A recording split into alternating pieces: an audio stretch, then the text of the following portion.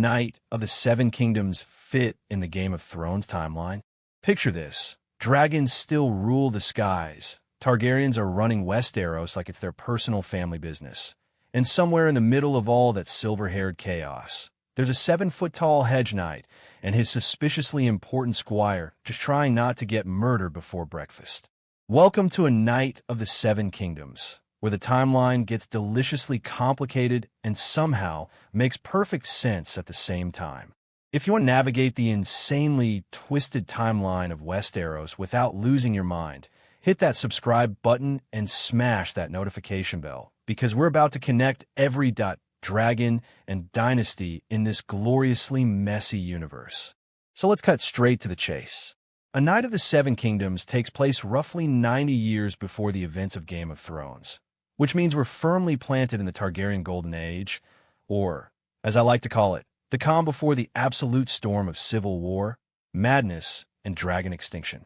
We're talking about the year 209 after conquest, give or take, which is a fancy way of saying the Targaryens have been in charge for 2 centuries and they're still figuring out that maybe marrying your siblings has some long-term consequences. Spoiler alert, it does. Now here's where it gets spicy. This series happens about a century after House of the Dragon wraps up its blood-soaked drama. Remember all that dance of the dragon's insanity with Rhaenyra and Aegon, 2 tearing the realm apart? Yeah, that's ancient history by the time Dunk and Egg hit the road. The dragons are hanging on by a thread. The Targaryen dynasty has learned absolutely nothing from their past mistakes, and the Seven Kingdoms are enjoying a relatively peaceful period that's basically the medieval equivalent of standing on a landmine and not knowing it yet. But let's zoom out and get the full picture, because understanding where this fits requires knowing what came before and what's coming after. And trust me, it's a wild ride. House of the Dragon shows us the Targaryens at their peak power, with dragons everywhere and enough family drama to fill a therapy journal the size of Castle. That civil war devastates the dragon population, nearly destroys the dynasty, and sets up generations of paranoia and bad decisions. By the time we get to Dunk and Egg's era, the dragons are down to maybe 5, and they're getting smaller and weaker with each generation. It's like watching a dynasty speedrun its own decline in slow motion. Here's what makes this timeline placement absolutely genius. The series takes place during the reign of King Daeron II, also known as Daeron the Good, which sounds nice until you realize his reign is basically built on a foundation of please nobody start another civil war.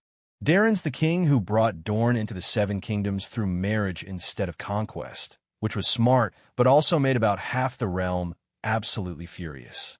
So you've got this underlying tension where everything looks stable on the surface. But scratch that surface and you'll find a whole lot of nobles who would love nothing more than to watch the kingdom burn. Sound familiar? It should, because this is Westeros, where peace is just we're taking a coffee break. Now let's talk about our boy Egg, because his identity is crucial to understanding this timeline. Egg is actually Aegon Targaryen, the 4th son of Prince Mikar, who is 4th in line for the throne himself. In typical Targaryen fashion, nobody expects this bald kid squiring for a hedge knight to ever sit the Iron Throne, but here's the kicker for anyone who knows their history. He eventually becomes Aegon V, also known as Aegon the Unlikely, and his reign is actually pretty significant. He's the great-grandfather of Daenerys and the Mad King, which means this little squire's bloodline leads directly to the main Game of Thrones story. It's like watching the origin story of a disaster you know is coming but cannot prevent. Speaking of disasters, let's address the elephant-sized dragon in the room. By the time Game of Thrones rolls around, the Targaryens are extinct in Westeros. Dragons have been gone for over a century, and Robert Baratheon is sitting on a throne he won through rebellion. So what happens between Dunk and Egg's adventures and that catastrophic fall from grace? Oh, just a little thing called generational dysfunction, political incompetence, and a whole lot of fire-related accidents. The dragons die out completely around 153 after conquest, about 50 years before our series, and their extinction marks the beginning of the end for Targaryen dominance. Without dragons, they're just another noble house with weird hair and even weirder family trees. But here's what's fascinating about this specific time period. The realm is stable enough that a hedge knight and his squire can wander from town to town, having adventures without immediately getting caught up in some massive war. Compare that to literally any other period in Westerosi history. The Conquest, the Dance, the Blackfire Rebellions, Robert's Rebellion, the War of the Five Kings. This is one of the few windows where you could actually be a traveling knight without a dragon eating you or an army conscripting you. It's the perfect setting for a ground-level story because the big players are focused on big player problems, leaving room for our heroes to stumble into their own brand of trouble. And stumble they do, because even in peacetime, Westeros is a dangerous place. The timeline placement means we're going to see the aftermath of the first Blackfire Rebellion, which happened just 11 years before the series starts. For context, that was a civil war started by a legitimized bastard of a Targaryen king who thought he deserved the throne more than his true-born half-brother. It split the realm, killed thousands, and created a grudge that lasts for generations. So when Dunk and Egg are traveling around, they're moving through a kingdom still healing from civil war, full of knights who fought on different sides and nobles who haven't forgotten which houses betrayed which. It's tense, it's complicated, and it makes every tournament and tavern a potential powder keg. Let's also talk about how this connects forward to Game of Thrones, because the parallels are absolutely delicious.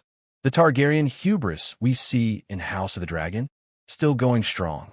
The political scheming and backstabbing just got more subtle.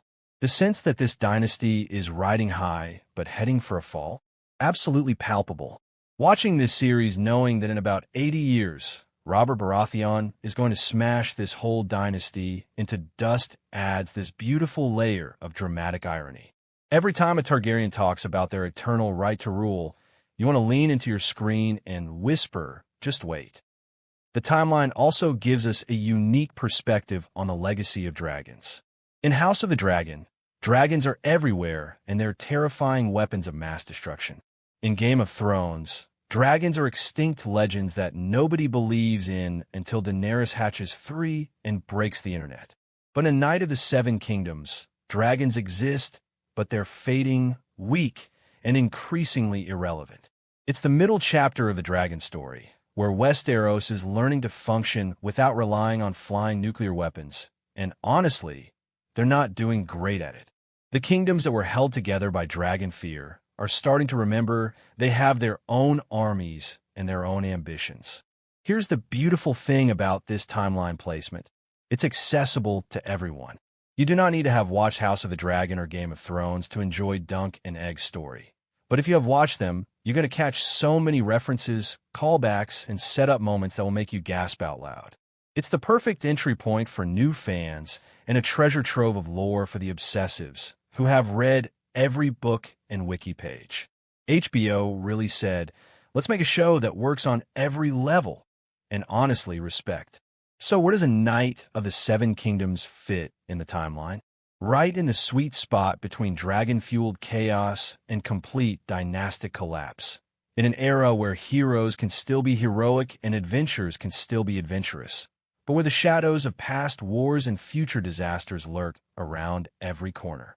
It's the Targaryen story we have not seen yet.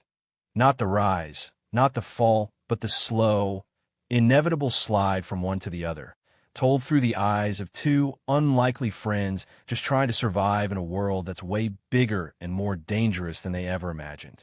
Thanks for watching, and may your timeline knowledge stay sharp and your theories stay wild.